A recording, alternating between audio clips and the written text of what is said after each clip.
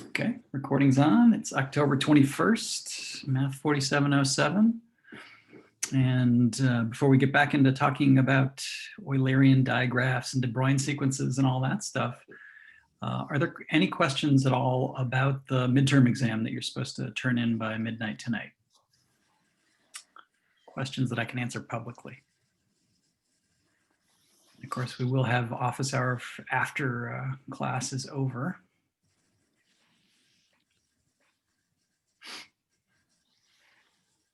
No questions? Okay, so let's resume what we have been talking about. We started graph theory. We transitioned from counting to graph theory. And we've been kind of in chapter 7, which had stuff about vertex degrees in graphs that we already discussed closer to the beginning of the course.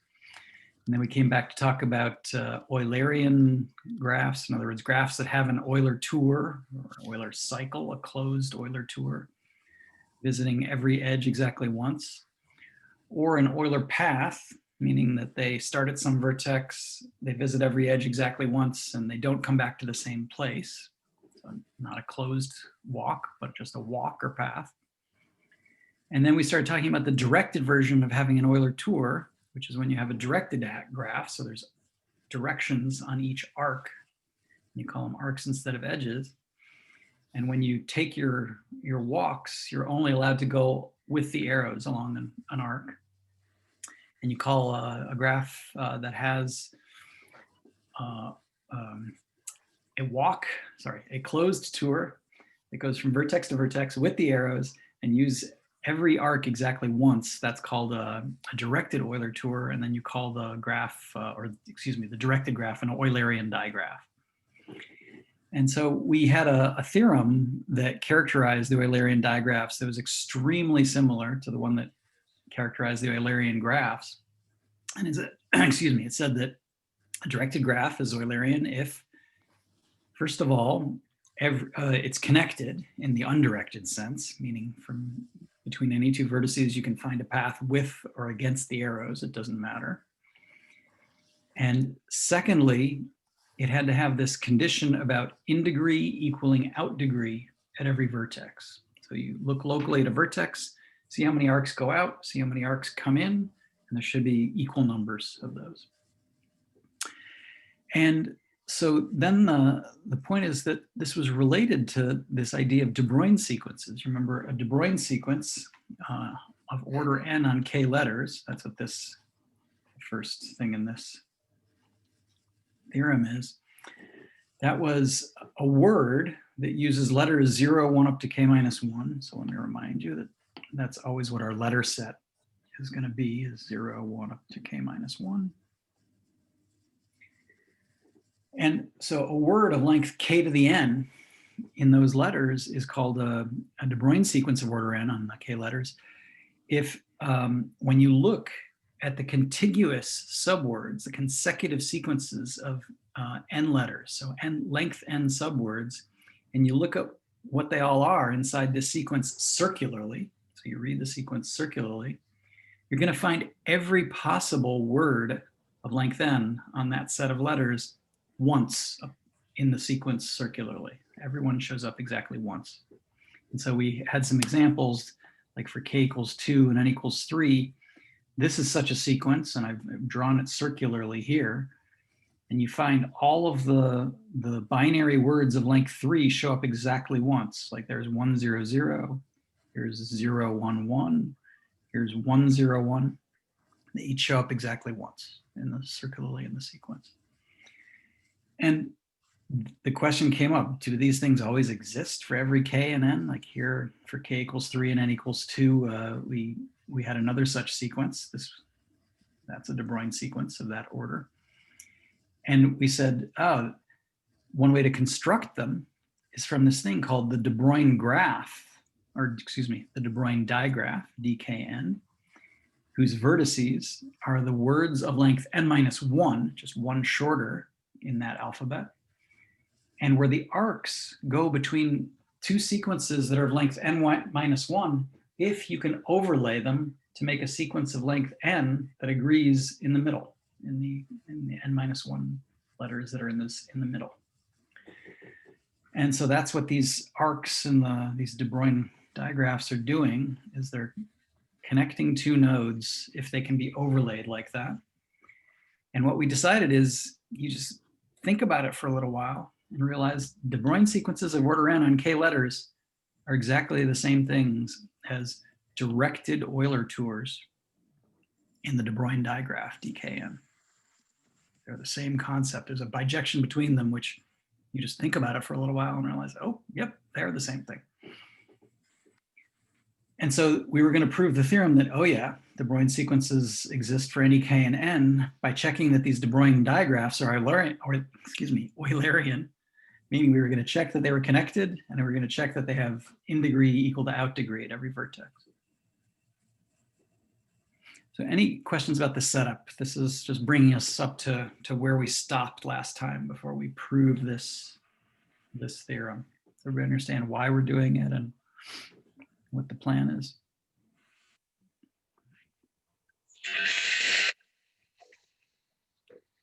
Okay, so let's do it. And we already gave away part of the surprise in the proof here, which is for part B, we're not only going to show that at every vertex the in degree is equal to the out degree.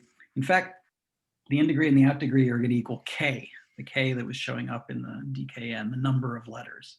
So let's think about B first. Let's try to prove B.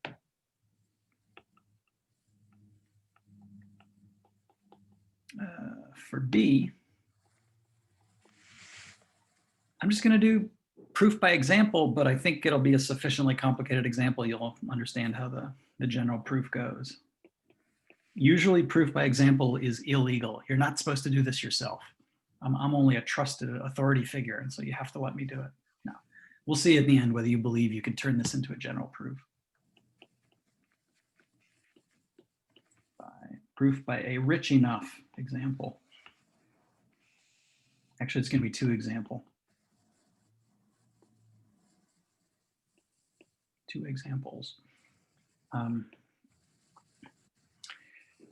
So let's just take a case. I have one in my notes that I thought was rich enough. Let's take inside of the de Broglie graph for D5, 4. Okay, so the K is 5, and that means the letters, yes, let me give myself a little more space.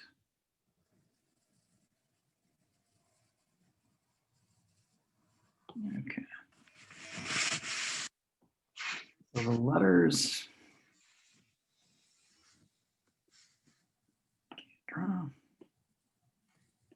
there should be 5 of them, so they should be like 0 through 4.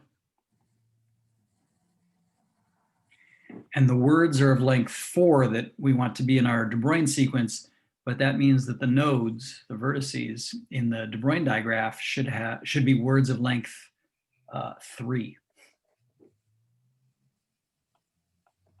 There's a node in this de Broglie digraph that's using the letters 0 through 4, and it's of length 3. And we're going to figure out who are the arrows coming in and who are the arrows coming out, and why should there be exactly 5 of each. And let's not just do this node. I want to look at 2 different kinds of nodes. What about it if it's a repeat of the same letter 3 times? Those sort of nodes are special, but it's still true that they're going to have k things coming out, in this case 5 things, and 5 things coming in. So let's just think about who's coming in and out of 224. In order to enter 224, right, it has to be an arc that is 1 longer. I'm claiming there's going to be 5 of them. Let's see who's going to be labeling these 5 things that are coming in. In order to be coming in, it has to have 224 as a suffix at the end of the word. So it's got to be labeled something 224, something 224, something 224, something 224. And the point is you can just put an arbitrary one of the 5 letters in front of the 224. 0, 224, 1, 224. Wow, that looks terrible. 1, 224, 2, 224, 3, 224, and 4, 224. Okay, does everybody understand from the rules of how we built the arcs and the nodes in the digraph? Those are the ones that are going to be coming in to 224. And similarly, the ones that are going to be coming out, they have to look like, oh, I don't know why I did that. Anyway, ought to be 5 of them. Let's see if we can get all 5. They should be 224 something, like 2240, 2241, 2242, 2243, and 2244. Should label those arcs that are leaving. Okay. Does everybody believe that? There's nothing terribly tricky about that. We just figured out who are the arcs that leave. And there was nothing special about 224. Right? I mean, all I had to do was just take something here and put it at the beginning of these words, put it at the end of these words.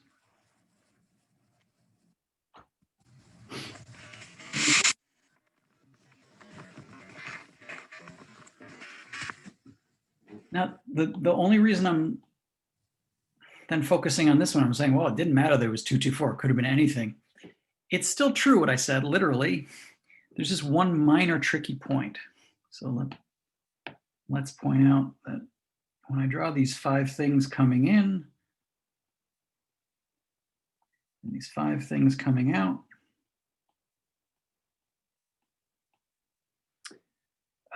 they're still going to be labeled the same way. With something 222, I'm going to put the 022, 0222, 1222. But here's the tricky thing is I'm going to label this one at the top 2222 so that I can connect it around to this one. That's going to be 2222. It's the same arc. It does have 222 at the end and a 2 at the beginning. It also has 222 at the beginning and it has 2 at the end. And it just ends up labeling an arc like that. Everybody okay? And then the rest of it's just straightforward. 3, 2, 2, 2, 4, 2, 2, 2. Over here, I should have like 2, 2, 2, 0, 2, 2, 2, 1, 2, 2, 2, 2. Oh, nope, that's the special one. 2, 2, 2, 3, 2, 2, 2, 4. And that one that I was about to put there is 2, 2, 2, 2. That's the one that is both outgoing and incoming. Everybody okay?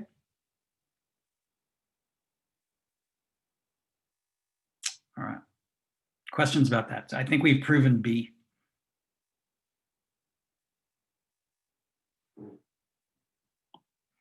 What about A? Let's just steal this. Give ourselves a little room.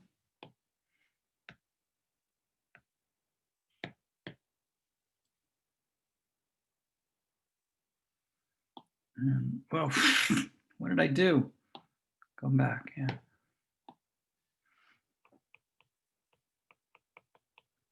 For A,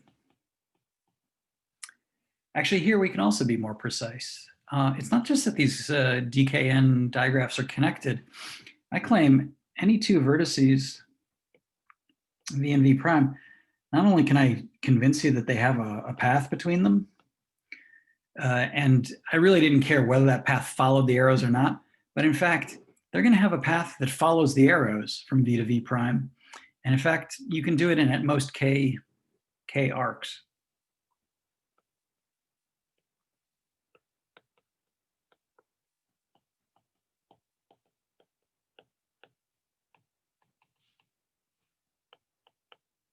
Well, let me say less than or equal to K steps. And let me do it by example again.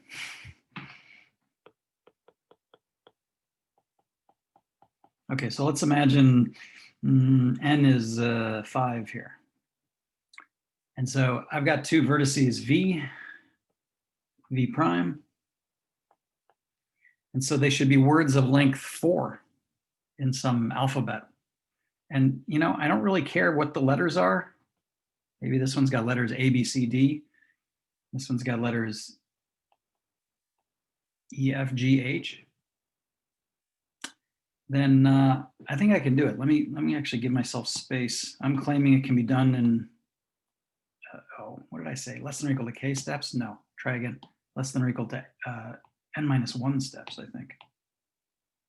Actually, is it n or n-1? Let me just look at my example. N-1 steps, excuse me, not k steps. So I claim I can find 4 steps that take me from the word ABCD to the word EFGH, going along arcs in the De Broglie digraph. No matter what letters these were, you know, imagine the ABCD might have been like 1, 0, 2, 1, and you know, maybe K was 4. I don't know. Maybe over here it's 4, 3, 1, 1. I don't know. It doesn't really matter. So what am I claiming? I can do this in 4 steps. 1, 2. I need a little more room. Can we do this? So I have to think about how can I make progress, right? Go along an arc that has A, B, C, D, and then, whoops, I missed a C. A, B, C, D something, stick in an extra letter so as to make progress toward a node that would help get me closer to that one. If you think about it. Oh, I think I see the letter E in someone's fingers there, yes. Sorry, not A. Let's get rid of that A that was at the beginning here and trade it for the E, which is at the beginning of that one. And keep going like this. Keep losing the first letter and replacing it with the next one that's in V prime. So next one was so C, D, E, F. And then lose the C, have D, E, F, G. And then lose the D and have E, F, G, H. So what are these intermediate things? Let me label the arcs that would take you there. You got A, B, C, D, E. This is B, C, D, E, F.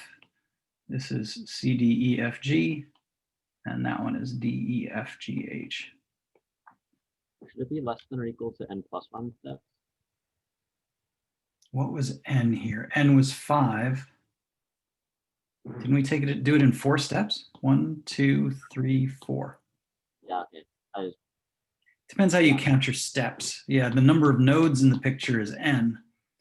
The number of arcs is n-1. Or at most. I mean, we could have done it faster. And just, you know, it didn't really matter that I had all, it looks like the A, B, C, and D, or, you know, all distinct letters. They didn't have to be all distinct. You know, so this would have been like, in our example, what am I doing? 0, 2, 1, and I take the 4 from the end there, or 2, 1, 4, 3, and then 1, 4, 3, 1, and then 4, 3, 1, 1. With these arcs in between 1, 0, 2, 1, 4, 0, 2, 1, 4, 3, 2, 1, 4, 3, 1, and 1, 4, 3, 1, 1. Everybody okay? So this was, again, proof by a rich enough example.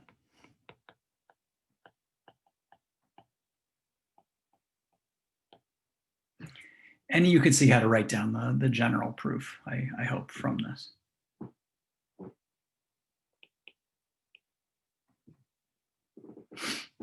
Okay, so that's kind of the end of our little unit on Eulerian graphs, Euler tours, Euler circuits, directed ones.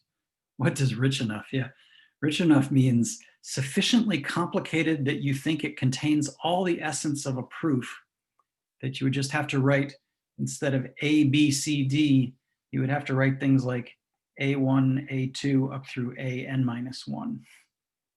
And if this thing down here was B1, B2 up through Bn-1, you would be able to write things like A2 up through AN-1 B for the next node.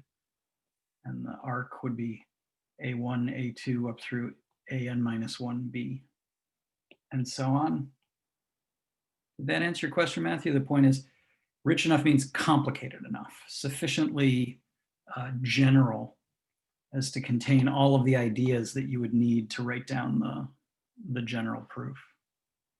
Have I answered your question there? Okay, good.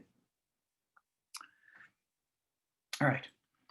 So done with Euler tours, Euler paths, and directed Euler tours, and de Broglie diagrams. All that later stuff was just some kind of a digression that I think is kind of fun. We learned something about a magician, Percy Diaconus. I hope some of you read about him. And the next thing we're going to do is, again, in section 7.3, but it's this very similar sounding thing called Hamiltonian circuits and Hamiltonian paths or Hamiltonian tours. Yeah, it's weird because it's one of these situations in graph theory where you have two very close sounding concepts and they turn out to have very different natures. It's a little bit surprising. So any questions before we talk about these Hamiltonian tours? Okay, so, not like that. Hamiltonian. Now, sadly, in List literature, sometimes people write Hamiltonian and sometimes they write Hamilton. Question here. How did he write like he was running out of time? What? Don't get away. Hamiltonian tours or circuits is sometimes the way people say it, and paths. All right. So, yeah, definition. Let's just define what these things are.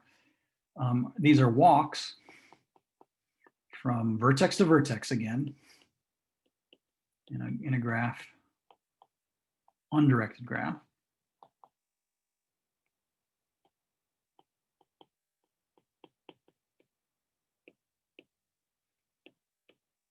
G equal to VE. And instead of visiting every edge and using it once, they visit every vertex exactly once.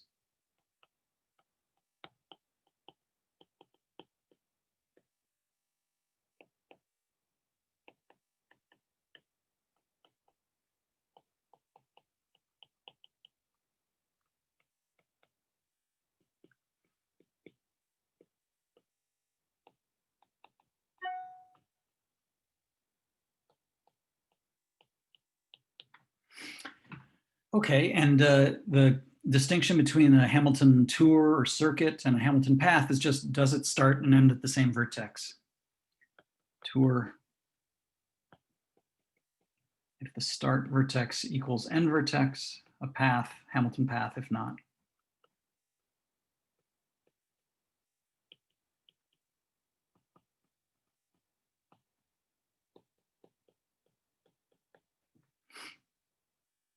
Okay.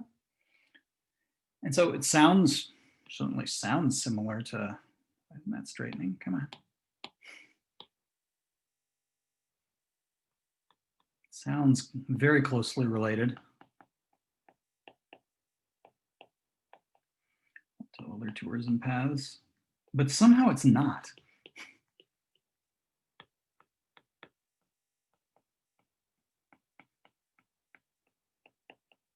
So let me give you some examples of some graphs that have them and don't have them.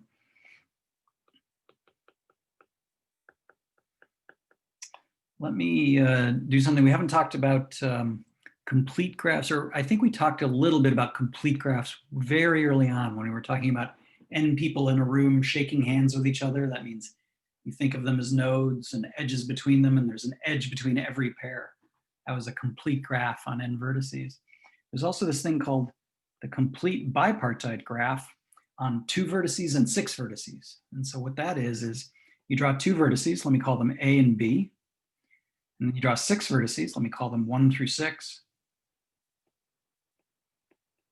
We talked about bipartite graphs before, so these things are going to be bipartite. This is the bipartition of the vertices into 2 and 6, and they just connect all the possible bipartite edges. In other words, all the ones that go from one side to the other side.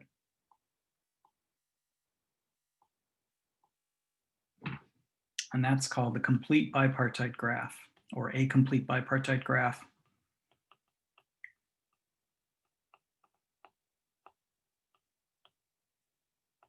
With 2 vertices on one side, 6 on the other.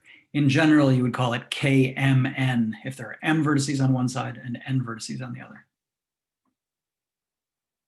William, you're explaining the joke. Okay. Still don't get it. We'll have to explain that one in office hour. So that's a picture of K26. K26, I can actually redraw it in a way so that there are no edge crossings. And I don't know if we talked about this yet, but let's talk about it now. I'm going to use a new symbol, isomorphism, graph isomorphism.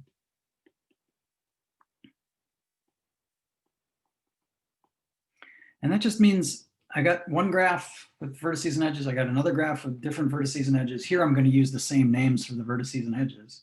But I'm going to put the A and the B up here, and the 1, 2, 3, 4, 5, 6 in between. Oops, going to need more room.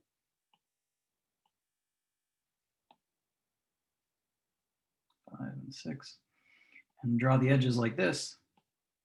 Edges from A to everybody with a number. Edges from B to everybody with a number. And these are isomorphic graphs. You know, there's some relabeling of the vertices here to vertices there, a bijection between the vertices. You know, it goes like this. There's the bijection. Sorry, those aren't supposed to be edges. Those are supposed to be a bijection between the vertices, such that a pair of vertices on one side has an edge if and only if the corresponding pair under the bijection has an edge on the other side. I'm not writing it down formally, but I hope informally everybody understands that sometimes you're handed a graph in a certain way. It's drawn a certain way, it's been labeled a certain way, and you realize, this is actually isomorphic to a graph that I already know by some other names for its vertices and edges. And then you say that the two graphs are isomorphic. Is everybody okay with that informal definition of graph isomorphism? Again, by example. Okay, so K26, let me ask you this. Is it Eulerian? Does it have an Euler tour or an Euler path?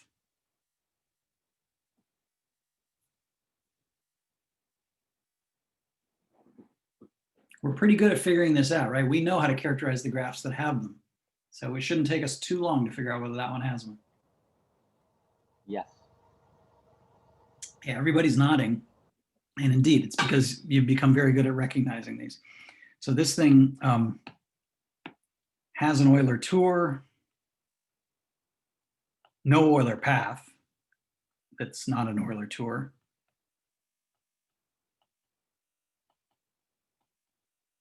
Because all of its vertex degrees are even and it's connected, right? That's all you got to check. Does it have a Hamiltonian tour or circuit? No. Yeah, I mean, it takes a little arguing, but let's at least try to convince ourselves. I don't know, let's suppose I start here at vertex 1. Maybe I'll start at A. Let's say we start at vertex A. If it's a tour, remember, it actually doesn't matter where you start, right? You can pick the start and end of the tour to be any vertex if there were a tour. So if I start at A, I don't know, maybe I go across to 2, and all I can do is go back to B, and then maybe I go to, I don't know, 6, and then to A, and then you're stuck. And so, but you quickly realize you just don't have very many choices for what the thing can look like. And if one side has fewer vertices than the other, then it ain't gonna happen. You might want to convince yourself like K44 or K33, they do have a Hamilton tour, a closed Hamilton tour. Okay.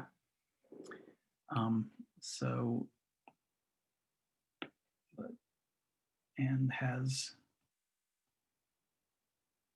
no Hamilton tour, Hamiltonian tour. What about Hamiltonian path? What if we allowed ourselves to begin and end at a different place. You know, like maybe I'm allowed to start at A and go here, go here, go here. Well, there's still a bunch of, like the moment I go back there, I'm done. And the problem is I still haven't visited any of those other vertices. And so not even a Hamilton path. You can pretty quickly, by an ad hoc argument, not a pretty argument, but you can show yourself there's no Hamiltonian path. Whoops.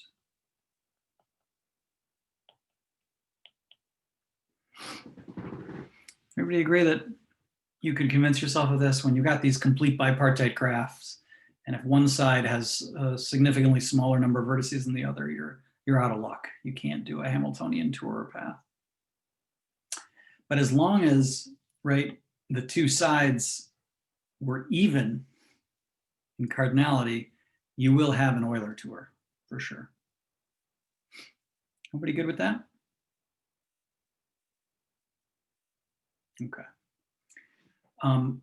So you might think like, okay, so maybe you can have Euler tours and doesn't imply that you have Hamiltonian tours, but maybe it goes the other way around. You have Hamiltonian tours and Hamiltonian tours imply Euler tours. No, that's not true either. Let's just do another example. What if I just take a complete graph on 4 vertices? So remember we said complete graph is on n vertices, just has the vertices 1 through n and has all possible edges, one copy of all possible edges between them. And so we can ask ourselves, does it have an Euler tour or an Euler path? And again, we're pretty good at answering that. Does it have an Euler tour? We know.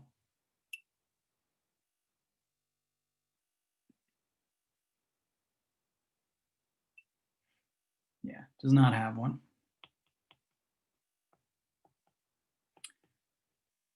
Because, well, there's no problem with it being connected. It's connected, but the vertex degrees are all wrong, right? Odd, odd, odd, odd. They're all equal to n minus 1 if n was the number of vertices, and here n was 4. In fact, no Euler path.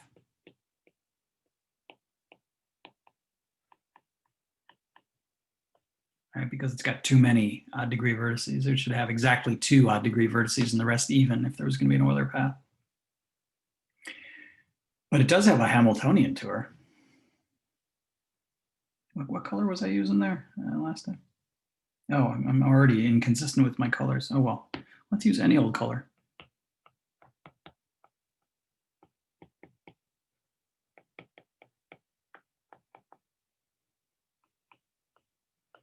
Right, let me just go around the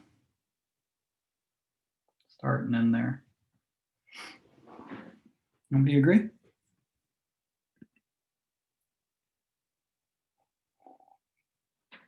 Yeah, and Theo's pointing out we also do have a Hamiltonian walk, right? The question is, do I think about taking that last step or not? And that's actually a difference between these two concepts again, is that when you have a Hamiltonian tour, you do always have a Hamiltonian walk because you just take one of the steps out of the tour anywhere and that creates a Hamiltonian walk. That's a good point. Let me just write that.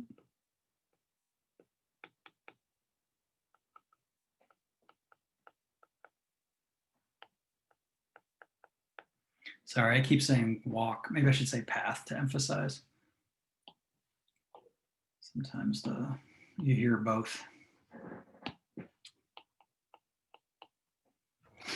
You did walk the path. They're synonymous, right? Did I? Okay, good. I'm covering my bases there. And so it's not just true that the Euler tours and Hamiltonian tours, they're really different concepts. They don't imply each other. The Euler tours we saw have a very nice characterization and a very quick algorithm for checking whether they exist in a graph. It's just not true for Hamiltonian tours. So it's hard to decide in general when you've got a big graph if a graph G has either one of them.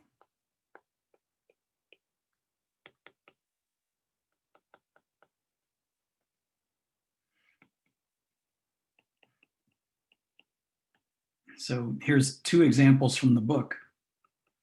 And the first one is the historical one that is why Hamilton's name is associated with it. So Hamilton said, let's take this graph. I'm going to draw it for you, and then I'll explain where it comes from. We got a pentagon in here. There's nodes, a little pentagon. And then let me make sure I do this right. Yeah, you just kind of, sorry, I'm just making sure. Let me kind of build it up slowly.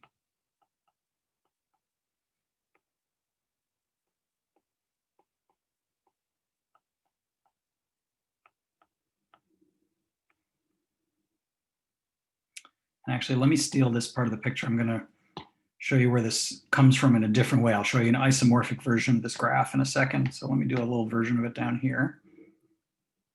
Okay. But this graph's not done because I still have to put this. It's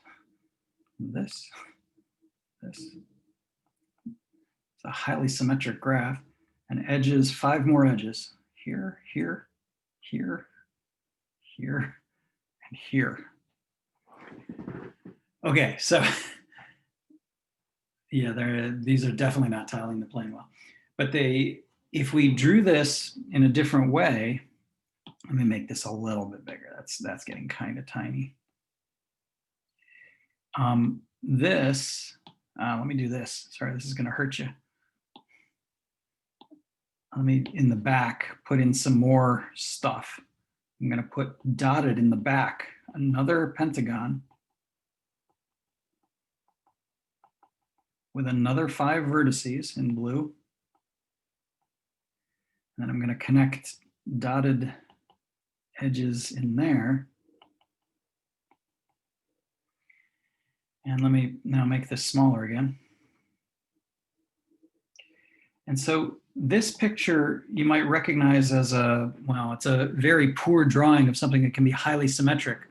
Oh, if I were brilliant, I would have visited my office to get one of these for you. You know, this is a dodecahedron. It's a 12-sided regular polytope, regular polyhedron, one that the ancient Greeks were aware of, can be drawn very symmetrically, built in 3-dimensional space very symmetrically, and its corners and edges among the corners are this graph, and they are isomorphic to that graph. I don't know why I did that in blue. These two graphs are actually isomorphic. Okay.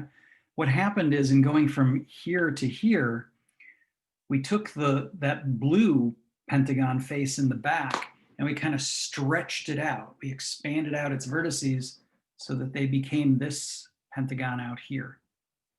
And kept so like this edge turned into that one, but as we stretched it out and made it into a graph that's planar, that has no crossings of the edges when we draw it in the plane. Okay, everybody believe that you could probably do this slowly and see this isomorphism between these two graphs.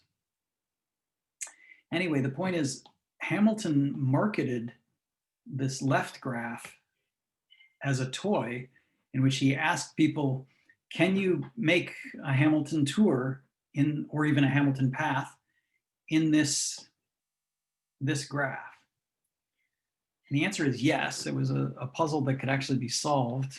I'm going to show you one. I just did this at some point myself to see if I could win Hamilton's game. Okay, here we go. You ready? I'm going to do one. It goes along there, then there, then there. Nope, I already screwed up. Sorry. Let's try this again. There. I'm going to try to do this faster, looking at my page, or else I'm going to get it wrong. Here we go. Some of that, that, there. Am I going to win this game? Yes, I'm going to win. There, there, there, there. This solution is not unique by any means. So you could come up with a better one. Maybe you could come up with something simpler.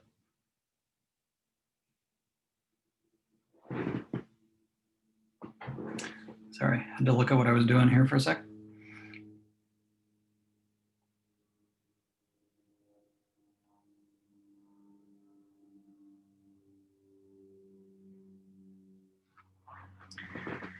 Believe it? So it not only has a Hamilton path, it actually has a Hamilton tour. And that's one solution to Hamilton's game.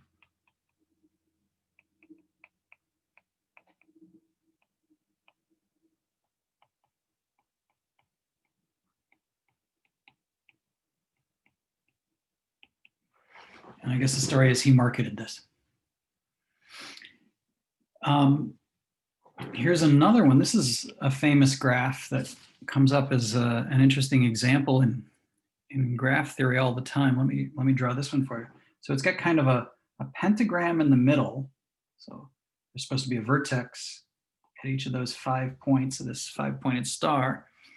And then 5 vertices out here that make a pentagon that's not twisted like that. And then you put in these nearby edges. So this thing, let me move this over. And let me put a little dividing line here between these. And so this thing's called the Peterson graph.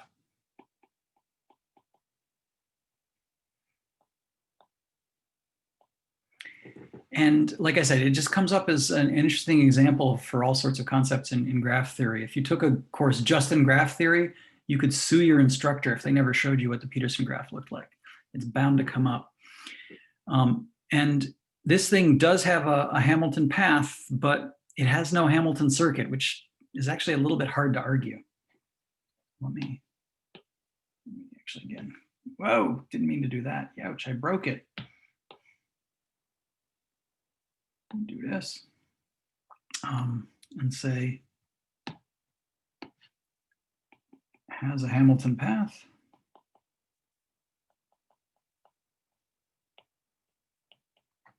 But no Hamilton circuit.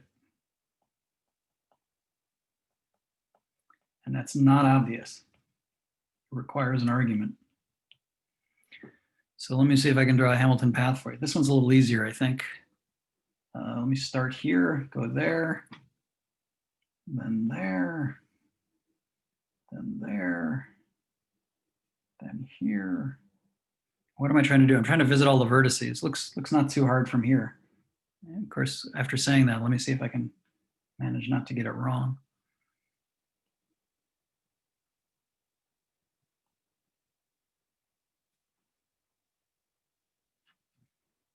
Okay, so I started there, started here, ended here, managed to visit every vertex exactly once. Sound okay? So the fact that you could market a game like this is already some indication of the fact that it's not so easy to find them, to decide whether they exist. William, you're asking the question, is this the same? Yeah, this is William Rowan Hamilton. That's right, a famous Irish mathematician. Correct, same Hamilton. Not the guy from the Broadway show. So the fact that you already have some trouble with these relatively small graphs in trying to decide this is some indication of the algorithmic complexity for Hamilton tours, existence of Hamilton tours and Hamilton paths. We're getting a little past our usual break time, so what I'll do is when we come back from the break, I'll just say a little bit about the algorithm issues. We're going to come back to it later in the course anyway, and then we will move on to our next topic, which will be trees. So any questions before I turn off the recording for break? What's our timing? Oh, good. We're about like 3:15, so we'll come back at like 3:25 after a 10-minute break. Questions?